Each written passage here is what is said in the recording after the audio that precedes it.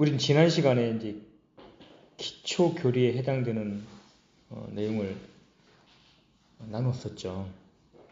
오늘도 어쩌면 이제 가장 기본이 되는, 아주 가장 기초가 되는 그런 내용으로 말씀을 드리려고 합니다. 굳이 주제를 정해 보자면 그리스도인이 반드시 알아야 할 것, 그런 주제로 말씀을 드릴까 합니다. 그리스도인이 반드시 알아야 할 것, 그게 무엇인가요? 무엇을 반드시 알아야 할까요? 솔직히 그리스도인이 알아야 할 것이 어디 한두 가지 뿐이겠습니까? 그렇죠? 그리스도인이 알아야 할 것은 굉장히 많습니다. 성경이 이렇게 두꺼워요. 성경이 이렇게 두껍습니다. 그 얘기는 무슨 얘기예요? 그렇습니다. 알아야 될 게 많은 거예요. 하나님께서 그리스도인에게, 당신께서 사랑하시는 자들에게 가르쳐 주고 싶은 것들이, 우리에게 알려주고 싶은 진리가 많은 겁니다. 2000년 교회사 가운데에, 사실 성경의 역사는 2000년만 된 것은 아니죠.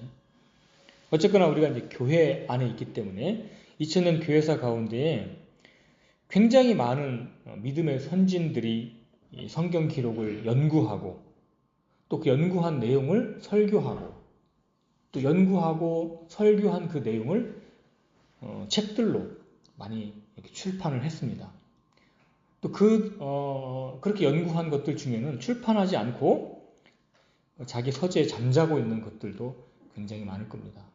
저 같은 경우도 나름대로 이렇게 정리하고 하는 것들이 있지만 세상에 드러나지 않은 것들이 많이 있죠. 제가 번역한 서신서 같은 경우도 불과 몇 사람만 보고 있으니까요. 그렇게 많은 연구가 있었지만 아직도 성경을 완전히 안다라고 말할 수 있는 사람이 있을까요? 없을까요? 그렇죠. 웬만한 책들은 몇 번 읽으면 다 내용을 다 파악할 수가 있어요. 달달달달 파악할 수 있습니다. 근데 성경은 연구를 해도 끝이 없어요. 왜 그래요? 하나님의 책이기 때문에 그렇습니다. 이 주먹만한 머리로 영원부터 영원까지 계획하시고 섭리하신 하나님의 계획을 어찌 다 완전히 이해할 수 있겠습니까? 그래서 성경은 우리에게 매우 다양한 진리들을 말씀해 주고 있습니다. 예를 들자면 성경은 하나님의 책이기 때문에 하나님에 대한 교리, 하나님에 대한 진리를 우리에게 말씀해 주시죠. 성부 하나님, 성자 하나님, 성령 하나님, 그 하나님에 대한 진리를 우리에게 가르쳐 줍니다. 그리고 우리 편에서는 가장 중요한 거, 구원에 관한 교리, 구원에 관한 진리를 우리에게 알려주고 있죠. 그리고 구원받은 사람들이 교회 안에서 어떻게 연합되어서 그리스도의 몸을 형성해 가고 하나님을 찬양하는지, 그래서 교회에 관한 진리가 들어 있습니다. 구원받은 성도가 살아가야 될 때, 신앙생활을 해야 될 때 주의하고 또 경각심을 가져야 될 부분들이 있는데, 그것은 바로 뭐냐면 마귀에 대한 내용을 알려주셔야 되겠죠. 그러니까 마귀에 대한 교리, 또 천사에 관한 진리, 또 종말에 대한 예언들, 굉장히 공부해야 될 것들이 참으로 많습니다. 그런데 오늘은 아주 정말 그것들 중에서 가장 기본적으로 알아야 할 것들에 대해서 살펴보려고 하는 거예요. 성도가 알아야 할 가장 기초적인 것 세 가지가 있습니다. 그것은 뭐냐면 자신이 성도라고 한다면, 자신이 그리스도인이라고 말을 한다면 자신이 구원받았다는 사실을 알아야 됩니다. 자기가 그리스도인이라고 얘기를 해요. 근데 내가 구원을 받았는지 안 받았는지 잘 모르겠다. 그럼 우리가 그 사람을 성도라고 부를 수 있습니까? 형제라 부를 수 있습니까? 과연 그리스도인이라고 할 수 있을까요? 그렇게 부르기가 어렵지요. 그 두 번째는 성도라면 어떻게 구원을 받는지 알아야 됩니다. 그렇죠? 내가 어떻게 구원을 받았는지 말할 수 있어야 돼요. 그리고 성도라면 구원받지 않은 죄인들을, 사람들을 그리스도께로 인도하는 방법을 알아야 됩니다. 즉, 복음을 전할 줄 알아야 돼요. 이 세 가지는 성도에게 가장 필요로 하는 것입니다. 가장 기본이 되는 거예요. 이 세 가지를 정확하게 알지 못한다면 성경이 말씀하시는 다양한 교리들이 무슨 소용이 있겠습니까? 그렇죠? 그리고 나머지 교리들은 이 세 가지 사실에 기초해서 영적인 성장이 필요한 내용들입니다. 오늘 이 세 가지를 다 다루지는 못합니다. 시간이 부족하기 때문에요. 그래서 오늘은 위 세 가지 기초적인 알아야 될 사실들 중에서 오늘은 자신이 구원받았다는 사실을 알아야 됩니다. 그런 주제로 말씀을 드리려고 합니다. 여러분들은 구원 받으셨습니까? 네.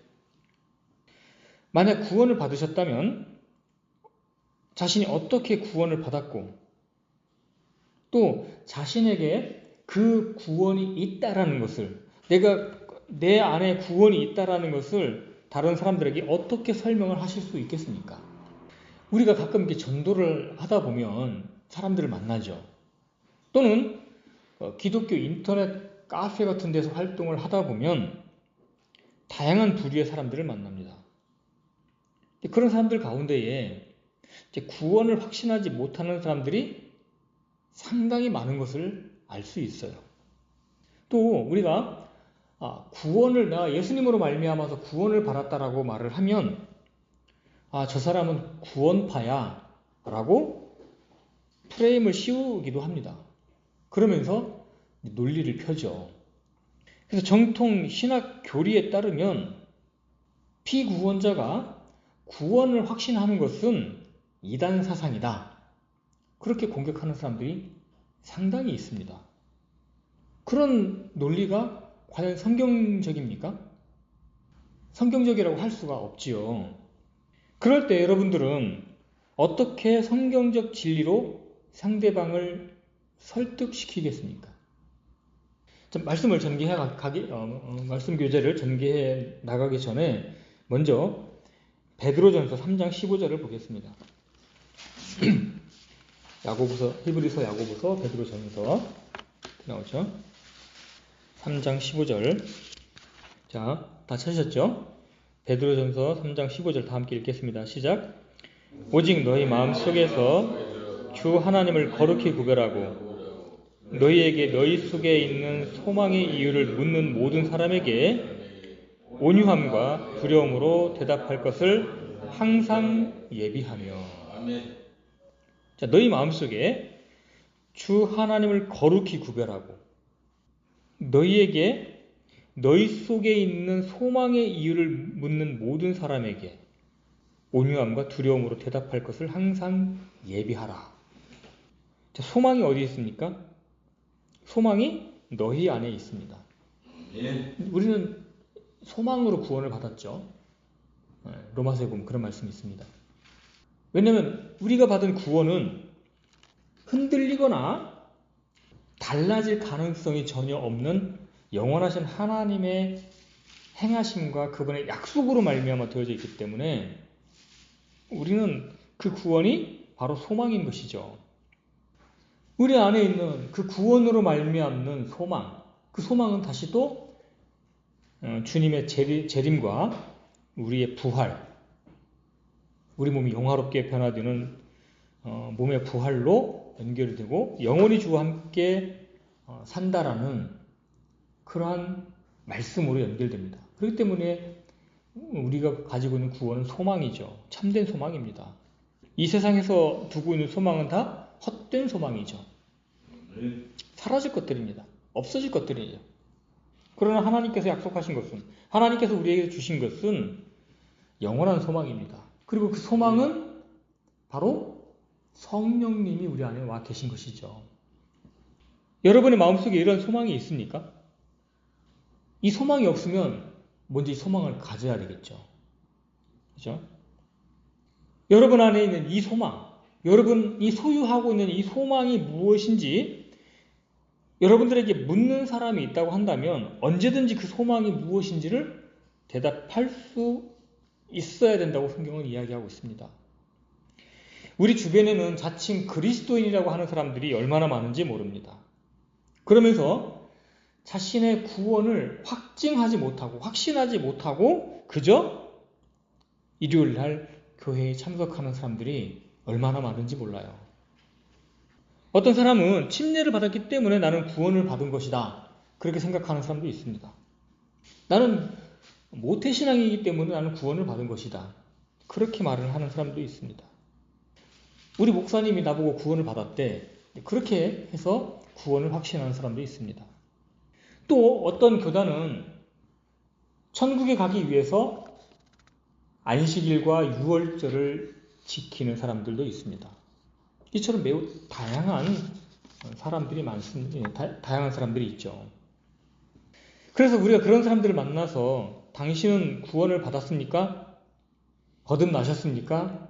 그렇게 물어보면 되돌아오는 답변은 당신은 구원파군요. 아니면 그래도 자신의 영혼에 대해서 생각하는 사람은 이렇게 답을 하죠. 아직 구원은 확신하지 못하지만 최선을 다해 노력하고 있습니다. 또 나는 천국에 가길 바랍니다. 그러려고 지금 교회에 다니고 있습니다. 그렇게 답변을 하는 사람들이 상당히 많습니다. 또 어떤 경우는 나름대로 성경을 이제 정통 신학이라고 한다든지 본인이 속한 교단에 있는 서적들을 공부하면서 나름대로 지식이 있는 사람은 이렇게 답변도 합니다.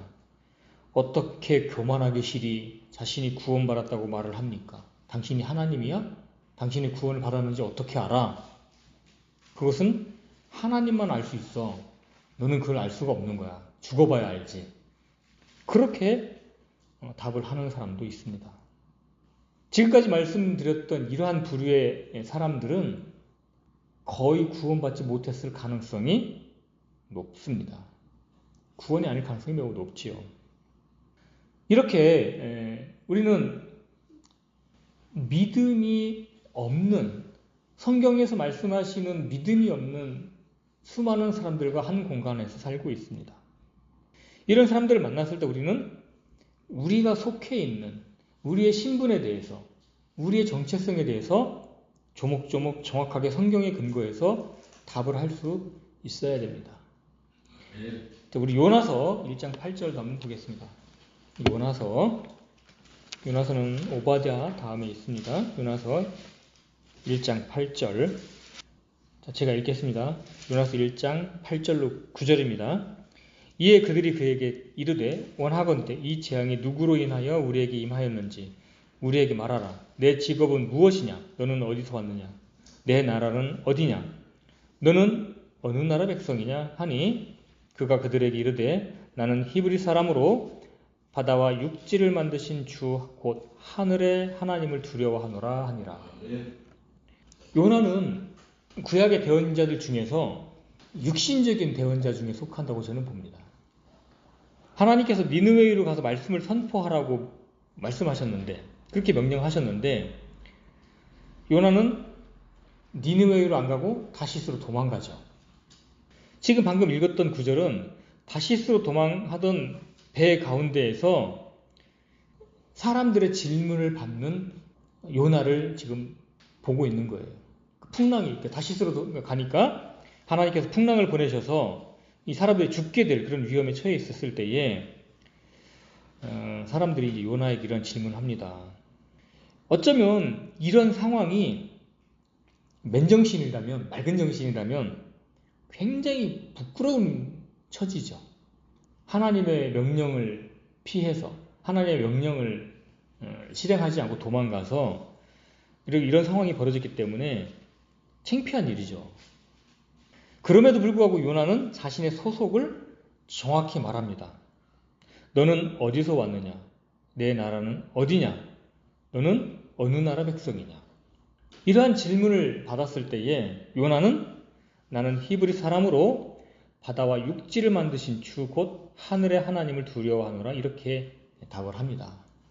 비록 부끄러운 상황이긴 하지만 자신의 신분을 정확하게 이야기합니다. 여기서 음정역에서 두려워하다라고 번역한 영어로 된 표현은 fear입니다. F-E-A-R, fear. 사실 성경에서 영어 성경에서 나온 이 fear는 두려움과 공경심을 모두 포함한 그런 의미를 담고 있어요.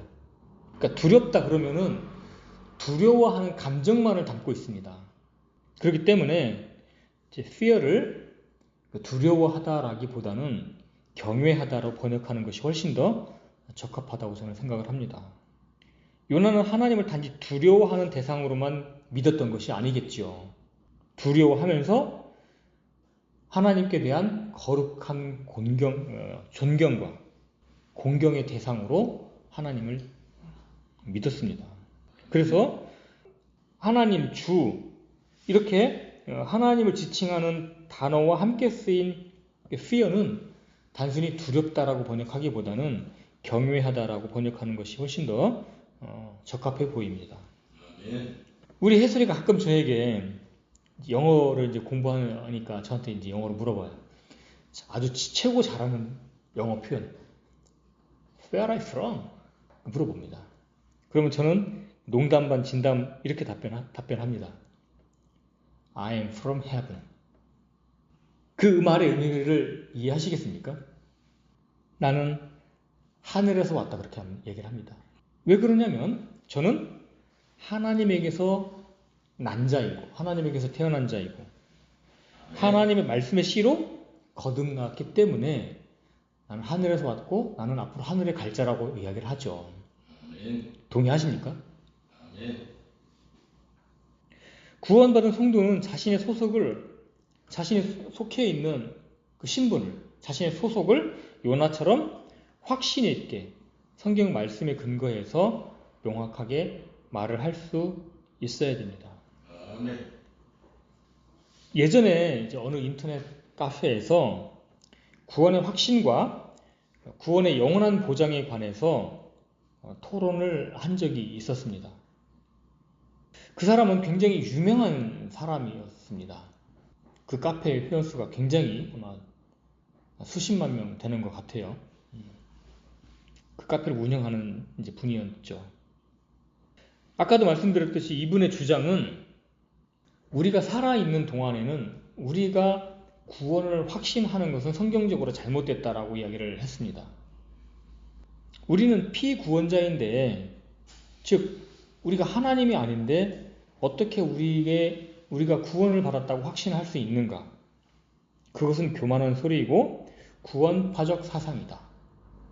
그렇게 하면서 저를 카페에서 강퇴를 시켰습니다. 그래서 제가 그분에게 이메일로 성경적 근거에 의해서 우리는 구원받았다는 사실을 알고 있다는 것을 논증을 펴서 메일을 보냈습니다. 그리고 이에 대해서 답을 해줄 것을 요청을 했습니다. 그런데 아직까지 그 사람으로부터 제가 제시한 성경 구절에 대해서 아무런 답변을 받지 못했습니다. 그러니까 그런 성경 구절을 자신이 항변을 할 수 없었던 것이지요. 설명할 길이 없었던 것이지요. 우리가 상식적으로 생각을 해도 구원의 확신이 없는데 무슨 영적인 성장을 할 수 있을까요? 내가 내 자신이 구원을 받았는지 거듭났는지 그거에 대한 확증이 없고 그에 대한 믿음이 없는데 성경 말씀을 읽으면 그건 하나의 지식처럼 마치 2000년 전에 예수님을 만난 유대인들처럼 그들은 구약의 성경 기록을 통해서 아버지 하나님에게서 잘 배우지 못했기 때문에 예수님을 알아볼 수도 없었고 예수님께서 하시는 말씀을 이해할 수가 없었어요. 그들에게 남아있었던 것은 과거의 역사적 표면적 역사적 사건에 대한 기록은 그들이 지식으로 갖고 있었을지언정 그 안에 들어있는 영적인 생명은 하나도 발견하지 못했다는 말입니다. 그래서 구원의 확신이 없다면 이런저런 성경 지식은 쌓을 수는 있어도 실제적인 영적 성장은 없다는 것입니다. 그래서 자신의 구원에 대한 확신을 갖지 못하면 이런저런 교리들이 아무런 소용이 없는 것이지요. 따라서 자신이 정말로 구원받은 사람이라면 성경 말씀에 근거해서 더 큰 확신을 갖고 뿐만 아니라 자기가 확신하고 있는 그 말씀을 구원받지 못한 사람들에게 설명해 줄 수 있을 정도로 말씀을 공부해야 되는 것이죠. 자, 성경 어디에도 성경을 창세기부터 요한계시록까지 다 뒤져봐도 구원받은 사람, 즉 거듭난 하나님의 자녀가 하늘에 갈지도 모른다라는 애매한 구절이 있습니까?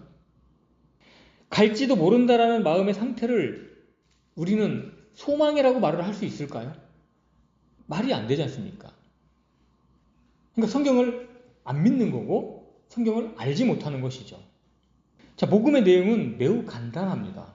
자, 고린도전서 15장 1절로 5절입니다. 제가 읽겠습니다. 고린도전서 15장 1절로 5절.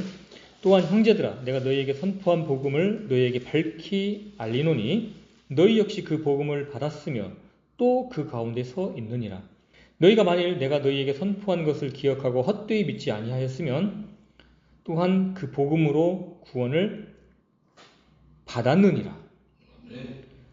내가 또한 받은 것을 무엇보다 먼저 너희에게 전하였노니 그것은 곧 성경 기록대로 그리스도께서 우리의 죄들로 인하여 죽으시고 묻히셨다가 성경 기록대로 셋째 날에 다시 살아나시고 게바에게 보이시고 다음에 12 제자에게 보이셨다는 것이라. 자, 이 복음을 믿었다면 뭐 한 것이다? 구원을 받을 것이다? 가봐야 한다? 받았느니라. 명확하게 되어 있죠. 자, 복음은 예수님을 믿는 것입니다. 바울이 선포한 복음은 3절에서 5절까지죠. 그 핵심 내용은 주님의 죽으심과 장사 지냄과 부활이 복음의 핵심 내용입니다. 주님의 이 구속 사역을 통해 우리의 모든 죄들이 용서되고 우리의 죄책, 우리가 받아야 될 모든 형벌이 제거되었습니다. 그 사실을 믿고 그 일을 이루신 주님을 우리의 구원자로 영접하면 그것이 바로 구원입니다. 이러한 진리를 온전히 믿고 받아들였다면 그 사람은 구원을 받은 것입니다. 사실 이 고린도전서 15장은 부활장입니다. 지금 사도 바울은 복음을 설명하기 위해서 지금 1절로부터 5절을 말씀한 게 아니에요. 지금 우리가 가지고 있는 소망, 우리 몸의 부활에 관한 것을 설명하기 위해서 먼저 복음을 이야기하고 있는 것입니다. 왜 그렇습니까? 우리 몸의 부활과 복음은 뗄래야 뗄 수 없는 동전의 양면과 같이 굉장히 밀접하게 연결되어 있기 때문에 그렇습니다. 복음이 없으면 부활도 없습니다. 그래서 이 고린도전서 15장은 사도 바울이 우리가 참 소망을 가졌는데 그 참 소망이 바로 뭐냐? 우리 몸의 부활이라는 것입니다.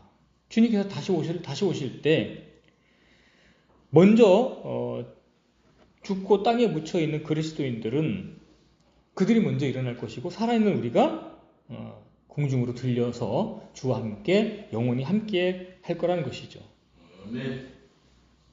그래서 그 부활을 설명하는 과정에서 이 복음을 이야기한 것입니다. 그렇기 때문에 우리는 참 소망을 가지고 있는 것이죠. 사람들은 자신의 경험이나 자신이 배운 지식에 신뢰를 두고 있지 하나님의 말씀에 신뢰를 두지 않기 때문에 하나님의 말씀을 믿지도 않고 또 믿으려 해도 의심하는 것입니다. 성경에 기록된 구원의 확신과 관련된 수많은 구절들이 있음에도 불구하고 또 우리가 그러한 말씀들을 그들에게 제시하고 보여주고 설명을 해줌에도 불구하고 믿지 않는다면 그 사람은 하나님의 말씀에 권위를 두는 겁니까? 아니면 자신의 생각에 권위를 두는 겁니까? 그런 말씀들이 있고 제시해주고 보여줬음에도 불구하고 그것을 믿지 않는다면 그 사람은 자신의 생각과 자신의 지식과 자기가 배운 자기가 속해 있는 교단의 교리를 믿는 것이지 하나님을 믿는 것도 아니고 하나님의 말씀을 믿는 것도 아닙니다. 구원을 확신하지 못하는 이유가 무엇입니까?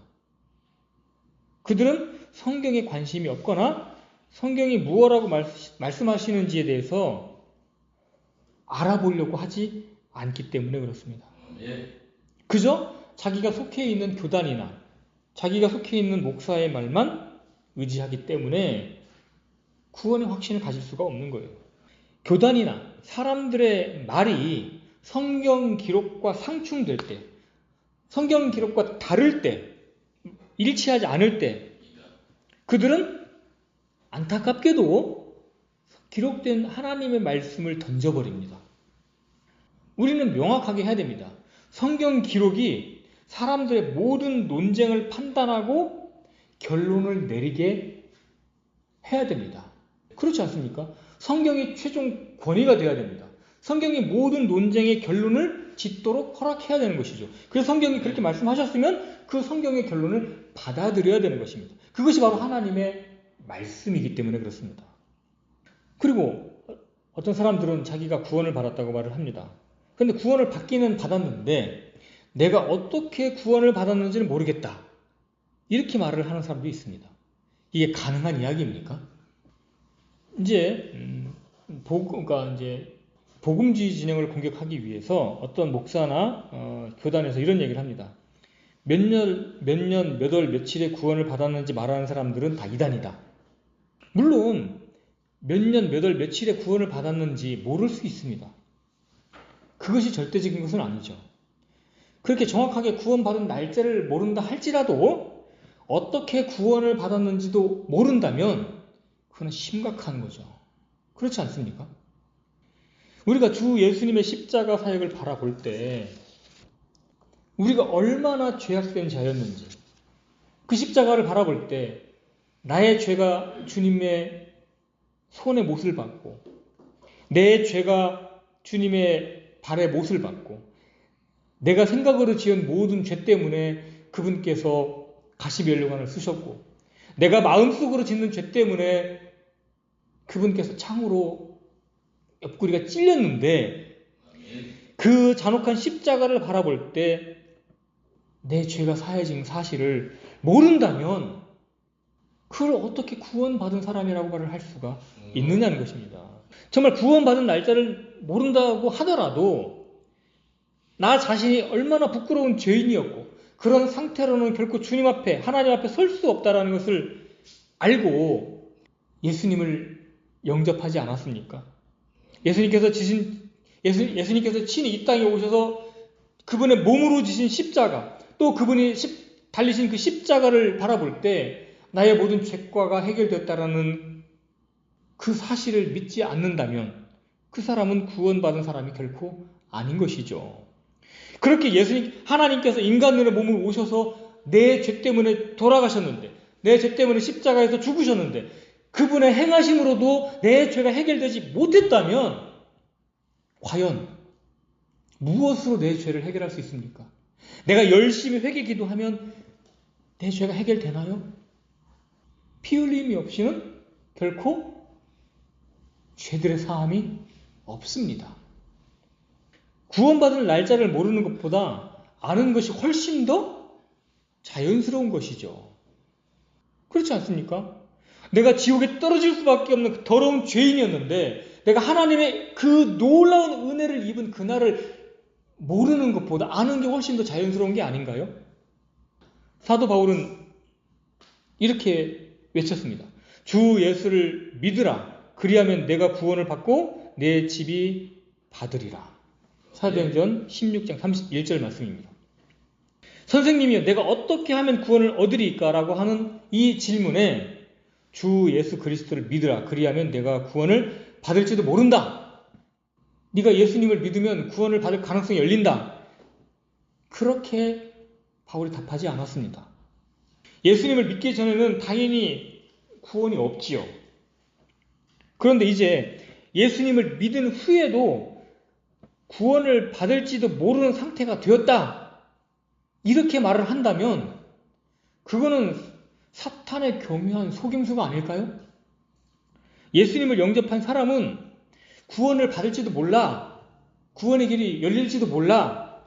그렇게 말을 한다면 그거는 마귀의 속삭임이 아닌가요? 예수님을 영접한 사람은 영생을 소유하고 있습니다. 앞으로 미래예요? 아니면 지금요? 지금 소유하고 있는 겁니다. 지금. 이처럼 예수님을 영접한 사람은 반드시 구원 곧 영생을 소유하고 있는 것입니다. 그래서 성경은 명확하게 말씀하셨죠. 그래서 우리의 구원을 확증할 수 있는 구절이 굉장히 많습니다. 우리가 그걸 다 살펴볼 수는 없어요. 자, 요한복음 아주 유명한 말씀, 요한복음 3장 16절. 우리 지난주에 한번 경배 시간에 불렀죠. 요한복음 3장 16절 제가 읽겠습니다. 하나님께서 세상을 이처럼 사랑하사 자신의 독생자를 주셨으니 이것은 누구든지 그를 믿는 자는 멸망하지 않고 영존하는 생명을 얻게 하려 하심이라. 17절 하나님께서 자신의 아들을 세상에 보내신 것은 세상을 정죄하려 하심이 아니요 그를 통해 세상을 구원하려 하심이라. 18절 다 함께 읽겠습니다. 시작. 그를 믿는 자는 정죄를 받지 아니하거니와 믿지 않는 자는 하나님의 독생자의 이름을 믿지 아니하였으므로 이미 정죄를 받았느니라. 예수님을 믿는 자들은 이미 영생을 소유했습니다. 예수님을 믿는 사람들은 지옥에 갈 죄가 남아있지 않습니다. 하나님의 독생자 곧 우리 주 예수 그리스도를 믿지 않는 자들은 이미 정죄를 가지고 있습니다. 조금 더 뒤로 가서 3장 36절 다 함께 읽겠습니다. 시작. 아들을 믿는 자에게는 영존하는 생명이 있고 아들을 믿지 않는 자는 생명을 보지 못하며 도리어 하나님의 진노가 그 위에 머물러 있느니라. 하나님의 아들을 믿는 자에게는 영존하는 생명을 이미 가지고 있습니다. 현재적으로 가지고 있는 거예요. 조금 더 뒤로 넘겨서 5장 24절. 진실로 진실로 내가 너희에게 이르노니 내 말을 듣고 또 나를 보내신 분을 믿는 자는 영존하는 생명이 있고 또 정죄에 이르지 아니하리니 사망에서 생명으로 옮겨졌느니라. 자, 영어 표현에 가서 보시면 has everlasting life.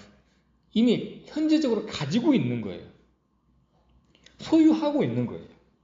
예수님을 믿는 자들은. 그리고 영어 표현 마지막에 가서 보면 but is passed from death unto life. is passed 사망에서 unto life 생명으로 is passed 옮겨져서 있는 상태. 이미 사망에서 생명으로 옮겨진 상태예요. 앞으로 그렇게 될 것이 아니라. 왜 그렇습니까? 우리의 구원은 인간이 만든 게 아니에요. 영원하신 하나님의 권능으로 만든 거예요. 그거를 믿으라고요. 그래서 사람들은 그 영원하신 하나님의 권능을 믿지 않기 때문에 확신을 못 갖는 거예요. 자꾸 자기에게 초점을 맞추죠. 자기에게. 초대교회 시대뿐만 아니라 교회에서 2000년 동안 그리고 지금도 거짓 교사나 속이는 마귀의 일꾼들이 항상 존재해 왔습니다. 속이는 자는 에덴에서도 있었죠. 지금 이 시대에도 마귀의 일꾼들이 얼마나 많은지 모릅니다. 예수님을 믿어도 구원을 확신할 수 없다. 확신해서도 안 된다라고 속삭이는 마귀의 일꾼들이 얼마나 많은지 모릅니다. 자, 고린도후서 11장 고린도후서 11장 3절로 4절 찾으셨으면 다 함께 읽겠습니다. 고린도후서 11장 3절로 4절 시작. 그러나 뱀이 자기의 간교함으로 이불을 속인 것 같이 어떤 방법으로든 너희 마음이 그리스도 안에 있는 단순함에서 떠나 부패될까 내가 두려워하노라. 만일 누가 가서 우리가 선포하지 아니한 다른 예수를 선포하거나 혹은 너희가 받지 아니한 다른 영이나 너희가 수용하지 아니한 다른 복음을 받게 할 때에 너희가 그를 잘 용납하는도다. 얼마나 안타깝습니까? 사도들이 선포하지 않은 복음이나 다른 구원자를 선포하는 곳에 얼마나 많은 사람들이 몰려가는지 지금 이 시대를 보십시오. 그렇게 예수님께서 만들어 주신 그 놀라운 은혜의 복음을 믿지 않고 다른 예수, 다른 복음을 선포하는 곳에 사람들이 벌떼처럼 몰려 있습니다. 그래서 그곳에 가서 어떻게 합니까? 은혜로 받는 구원을 배웁니까? 아니면 자신의 모든 가산을 탕진하고 자신을 헌신하고 온갖 노력을 다 했는데도 구원이 될까 말까라고 얘기합니까? 한심하지 않습니까? 근데 속고 있다는 겁니다. 그런데 속고 있어요. 그러나 성경은 명백하게 우리에게 말씀하십니다. 구원은 하나님의 선물이다. 구원은 하나님의 선물입니다. 11조 한다고 받을 수 있는 게 아니에요. 내가 열심히 봉사한다고 받을 수 있는 게 아닙니다. 우리는 11조도 하고 봉사도 합니다. 왜요? 구원을 받았기 때문에 그렇습니다. 구원을 받기 위해서 하는 것이 아니라 구원을 받았기 때문에 하나님의 뜻에 복종하고 하나님을 사랑하는 가운데에서 하나님의 명령들을 지키는 것이죠. 이 선물을 받기 위해서는 성경 말씀대로 믿기만 하면 됩니다. 받아들이기만 하면 됩니다. 왜요? 선물이기 때문에. 어떤 행위나 노력 없이 공짜로 받는 것입니다. 물론 우리는 공짜로 받았습니다. 우리 그 하나님의 선물을 우리는 공짜로 받았습니다. 그렇지만 하나님께서 행하신 그 구원 사역은 하나님 편에서는 엄청난 희생을 치르신 거예요. 그 전능하신 하나님께서 그 영원한 보좌를 잠시 내려놓으시고 인간과 같이 낮아지셔서 온갖 멸시와 천대와 치욕을 감당하셨습니다. 있을 수 없는 일이죠. 그건 사실은. 말도 안 됩니다. 어떤 면에서 보면. 그는 정말 하나님께서 우리를 사랑하시는 그 놀라운 사랑 때문에 그렇게 하신 거예요. 자, 베드로전서 1장 8절로 가겠습니다. 베드로전서 1장 8절. 베드로전서 1장 8절로 9절 다 함께 읽겠습니다. 시작.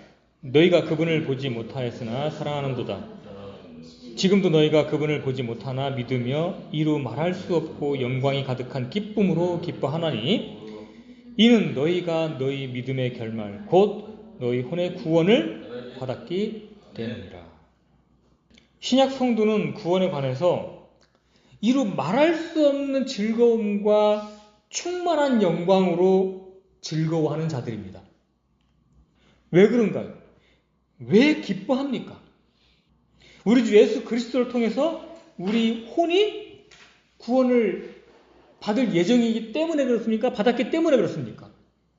그럼 믿음의 결말, 믿음의 결국, 혼의 구원을 받았기 때문에 그런 거예요.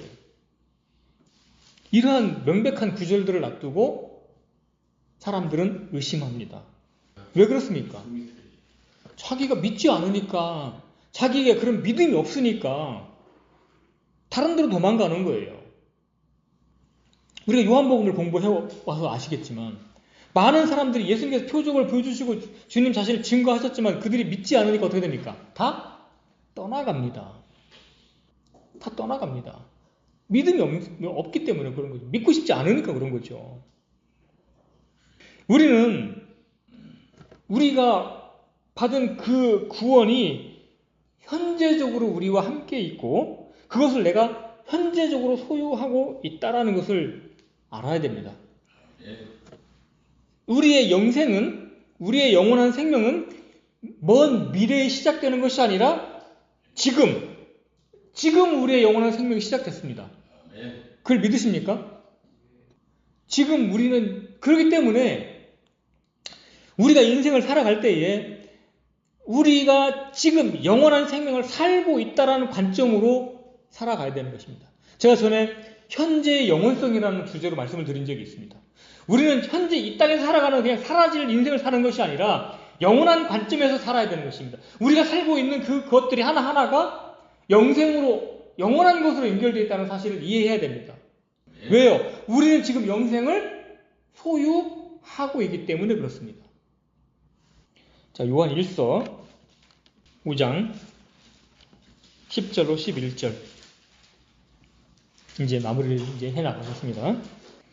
요한일서 5장 10절로 11절 다 함께 읽겠습니다. 시작. 하나님의 아들을 믿는 자는 자기 안에 이 증언을 가지고 있고 하나님을 믿지 않는 자는 그분을 거짓말하는 자로 만들었나니 이는 하나님께서 자기 아들 관해 주신 증언을 그가 믿지 아니하기 때문이라. 또 그 증언은 이것이니 곧 하나님께서 우리에게 영원한 생명을 주신 것과 이 생명이 그분의 아들 안에 있다는 것이니라. 하나님의 증언을 믿지 않는 자들은 결국은 하나님을 거짓말쟁이로 만드는 겁니다. 하나님을 불명예스럽게 하는 거예요. 하나님을 믿지 않는 것은 하나님을 거짓말쟁이로 만드는 겁니다. 내가 아무리 진실을 이야기해도 상대방이 나를 안 믿으면 결국 나를 뭘로 보는 거예요? 거짓말쟁이로 보는 거죠. 하나님의 아들을 믿는 자는 자기 안에 이 증언을 가지고 있다고 얘기합니다. 이 증언이 무엇인가요? 자, 5장 10절에 하나님의 아들을 믿는 자는 자기 안에 이 증언을 가지고 있고 그랬습니다. 이 증언이 뭡니까? 이 증언은 방금 읽은 10절 앞에서 설명한 1절로 9절에 관한 내용이죠. 1절에서 9절에서 무슨 내용을 다루고 있습니까? 예수님의 성육신, 그죠? 예수님이 그리스도이심, 그리고 성도는 그분에게서 태어났다라는 것. 그래서 서로 그분에게서 태어난 자들을 서로 사랑한다라는 것. 그리고 우리의 믿음이 하나님에게서 났다는 것. 그리고 예수님의 성육신을 증언하시는 분이 바로 성령님이시다는 것. 또 이러한 사실을 증언하는 하늘에 계신 셋이 하나인 삼위 하나님이 계시다라는 것. 이것을 가지고 있습니다. 이 증언을 가지고 있는 거예요. 이 증언. 구원받은 사람. 또 그 증언의 내용에는 하나님께서 우리에게 영원한 생명을 주셨다라는 것. 주신 것.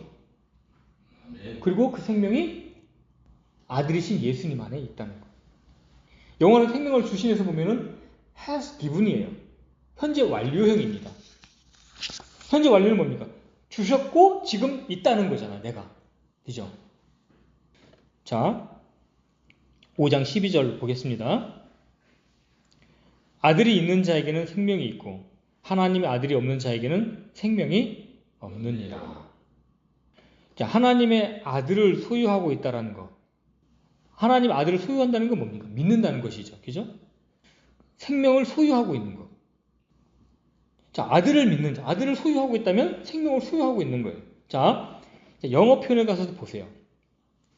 He that has the son has life. 아들을 가지고 있는 자. 그는 생명을 가지고 있다. 그죠? 현재형입니다. 그리고 하나님의 아들을 가지고 있지 않는 자는 생명을 가지고 있지 않다. 그러니까 예수님을 믿는 것은 바로 생명과 연결되어 있는 것입니다. 바로 가지고 있는 거예요. 자, 13절도 보겠습니다.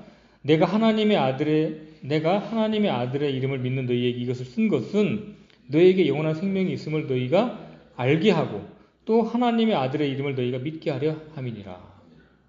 자, 하나님의 아들을 믿는 너희에게 이걸 쓴 것은 뭡니까? 왜냐하면 자꾸 영지주의자들이 속이는 겁니다. 거짓 교사들이 있기 때문에 너희가 믿고 알고 있지만 다시 확증시켜주기 위해서 사도 요한이 이 서신을 썼다는 것이죠. 그 영어 표현에서 보면 이것을 쓴 것은 You may know that you have eternal life. You have eternal life. 너희가 영원한 생명을 가지고 있다라는 것을 너희로 알게 하려 함이라. 너희가 가지고 있다는 거예요. 너희가 하나님의 아들을 믿고 있다면 너희가 그 영원한 생명을 소유하고 있다는 겁니다. 그러한 확신을 주기 위해서 사도 요한이 이 서신을 썼다는 겁니다. 자, 우리가 영원한 생명을 가지고 있어요. 나는 구원을 받았어요. 라고 말을 하는 것이 우리의 주관적인 생각입니까? 우리의 경험에서 나온 겁니까? 우리의 확신에서 나온 겁니까? 다 아니죠. 어디서 나온 거예요? 하나님의 말씀. 하나님의 말씀은 영원히 변치 않고 하나님의 신실하심과 그분의 전능하심으로 이루시는 겁니다. 그렇죠? 흔들릴 수가 없습니다. 사람은 다 흔들립니다. 내 생각도 흔들리고 다른 사람들의 생각도 흔들리고 목사의 생각도 흔들리고 성경 교사들의 생각도 흔들립니다. 다 흔들립니다. 하나님의 말씀은 영원히 흔들리지 않습니다. 그렇기 때문에 우리가 하나님을 신뢰하는 것은 영원히 안전한 겁니다. 뿐만 아니라 사람은 한 사람도 예외 없이 다 거짓말쟁이들입니다. 그렇기 때문에 우리는 사람들의 말을 믿어야 될 것이 아니라 정통 교리를 믿어야 될 것이 아니라 반드시 하나님의 말씀만을 신뢰해야 됩니다. 자, 빌립보서 지난 이제 경배 시간에 한 번씩 다 다뤘던 내용을 정리해서 한번 말씀드리는 거예요. 빌립보서 2장 12절 13절 빌립보서 2장 12절로 13절입니다. 그러므로 나의 사랑하는 자들아 너희가 항상 순종한 것 같이 내가 있을 때뿐 아니라 지금 내가 없을 때에도 더욱더 순종하여 두려움과 떨림으로 너희 자신의 구원을 일하여 드러내라. 너희 안에서 일하사 자기가 참으로 기뻐하는 것을 원하게도 하시고 행하게도 하시는 분은 하나님이시니라. 여기 보면 개역성경에는 너희의 구원을 이루라 그렇게 되어 있지만 그렇게 될 수가 없는 게 work out your own salvation with fear and trembling. 그러니까 your own salvation, OWN은 소유를 얘기하는 겁니다. 가지고 있는 것을 얘기해요. 너희가 소유한 구원이에요. 그 성경에서 명백하게 구원을 너희가 소유했다고 이야기합니다. 그것을 work out, 드러내라는 것입니다. 드러내라. 왜 그렇습니까? 빌립보서 2장 13절 영어 표현은 뭐로 시작됩니까? 영어 표현에 2장 13절 for로 시작되죠? for은 뭡니까? 왜냐하면 그런 뜻이에요. 왜냐하면 너희 안에서 일하사 자기가 참으로 기뻐하는 것을 원하게도 하시고 행하게도 하시는 분은 하나님이시니라. 그러니까 그 하나님이 지금 우리 안에 계시단 말입니다. 그 하나님이 구원이죠. 성령님이 구원이죠. 우리는 하나님을 소유하고 있다 이 말입니다. 왜냐하면 성령님께서 우리의 구원의 보증으로 우리의 혼을 봉인하고 계시며 우리의 영 가운데 계시기 때문에 그런 것이죠. 이처럼 성경은 명확하게 이야기를 하고 있습니다. 그런데 사람들은 이러한 명확한 구절들을 믿지 않고 자신의 생각과 경험과 자신의 교단 내에서 가르치는 그러한 교리들을 따르기 때문에 구원에 확실히 할 수가 없습니다. 자, 마지막으로 히브리서 4장 1절로 3절입니다. 히브리서 4장 1절로 3절 제가 읽겠습니다. 그러므로 우리는 두려워할지니 그분 안식에 들어갈 약속이 우리에게 남아있을지라도 너희 중에 어떤 사람이 거기에 이르지 못할까 염려하노라. 우리뿐만 아니라 그들에게도 복음이 선포되었으나 선포된 그 말씀이 그것을 들은 자들 속에서 믿음과 섞이지 아니하였으므로 그들에게 유익을 끼치지 못하였느니라. 이미 믿은 우리는 안식에 들어가나니 이것은 세상의 창건 이후로 그 일들이 완성되었음에도 불구하고 그분께서 이르시기를 내가 진노하여 맹세한 것 같이 그들이 내 안식에 들어오려면 믿어야 하리라 함과 이스라엘 백성이 하나님께서 그들에게 주신 가나안이라는 약속이 주어졌음에도 그들이 그 안식에 들어가지 못했던 이유가 무엇입니까? 믿지 않았기 때문에 그렇습니다. 믿지 않았기 때문에. 믿지 않았다는 얘기는 뭐예요? 하나님을 거짓말쟁이로 취급했다는 얘기입니다. 불신은 하나님 앞에서 용납될 수가 없습니다. 어떻게? 전능하신 하나님 앞에서 하나님께서 하신 말씀을 못 믿겠다. 그들이 얼마나 하나님 앞에 원망을 했습니까? 애굽에 매장지가 없어서, 이집트에 매장지가 없어서 우리를 광야로 이끌어냈습니까? 아니, 전능하신 하나님께서 이집트에 매장지가 없어서 그들을 이끌어냈습니까? 말이 안 되잖아요. 얼마나 애굽의 병사만도 못 취급 안 하는 게 이스라엘 백성들의 믿음이었습니다. 그러면 오늘날은 어떻습니까? 오늘날에도 그리스도께서 예비하신 안식, 그리스도라는 안식, 그 그리스도라는 안식은 셋째 하늘에 계신 그 영원하신 하나님이 친히 이 땅에 내려오셔서 친히 구원의 방주가 되어주신 거예요. 그걸 거절하면 답이 없죠. 오늘날에도 이처럼 하나님의 말씀을 잊지 못하기 때문에 하나님께서 예비해 놓으신 그 구원의 방주이신 그리스도 안으로 들어갈 수가 없는 것입니다. 그들 앞에 십자가에 못 박히신 그리스도가 밝히 제시되었음에도 불구하고 여전히 그들은 예수님을 바라보는 것이 아니라 자신을 바라보기 때문에 구원을 확신할 수가 없습니다. 그러면서 오히려 구원을 확신하면 안 된다고 거품을 물면서 거짓 선동을 합니다. 그거는 구원파의 교리야, 이단 교리야 라면서 억지를 부립니다. 그들에게 십자가에 못 박히신 그리스도가 아무런 능력이 없는 것이지요. 그들에게 들려진 그 복음의 말씀 앞에 그들의 마음을 강팍하게 갖고 있기 때문에 하나님께서는 그들에게 미혹의 영을 허락하시는 겁니다. 진리를 사랑하지 않으면, 하나님의 말씀을 믿지 않으면, 하나님을 신뢰하지 않으면 하나님께서 이 세상에 신을 보내서 그들의 마음을 가리게 합니다. 강한 미혹을 보내서 진리를 믿지 않도록 허락하시는 겁니다. 그래서 거짓을 믿게 하는 거예요. 그러므로 우리는 하나님 앞에, 하나님의 말씀 앞에 우리의 마음을 결코 강팍하게 해서는 안 됩니다. 우리도 미혹될 수 있습니다. 우리 구원을 받았다 할지라도 끊임없이 하나님을 거짓말쟁이며 불신하는 가운데에서 그런 인생을 살아갈 수가 있습니다. 그래서 우리는 그들처럼 하나님의 말씀 앞에 강팍한 마음을 갖지 말고 순수한 하나님의 말씀을 있는 그대로 믿고 있는 그대로 전파하는 그런 성도가 되었으면 좋겠습니다. 이상 마치겠습니다. 감사합니다.